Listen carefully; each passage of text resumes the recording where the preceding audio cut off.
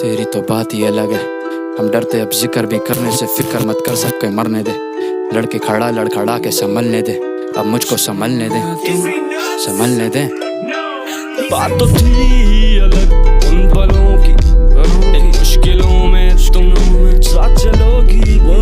थी तो बात ही अलग उन पलों की, इन मुश्किलों में तुम साथ चलोगी।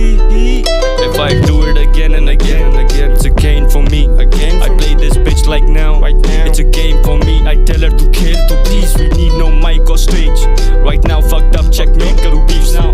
सहोगी क्या बिना बोले तुम माँ, जब कहोगी क्या अब रहोगी यहाँ, तो रहना दूर दूर। वो पल नहीं चाहता बना दे जो मुझे अब मजबूर, निगम के साथ किए विदा। जाता है मुझको अब इसी का श्रेय जाएगा, और मैं भी चाहता वो ये मुझसे कह दे, कह दे, कह दे, कह दे। बात थी अलग उन पलों की, इन मुश्किलों में तुम साथ चलोगी। थी तो बात ही अलग उन पलों की, इन मुश्किलों में तुम साथ चलोगी। तेरी तो बात ही अलग है। हम डरते अब जिक्र भी करने से, फिक्र मत कर सबके मरने दे। लड़के खड़ा लड़खड़ा के संभलने दे, अब मुझको संभलने दे, संभलने दे।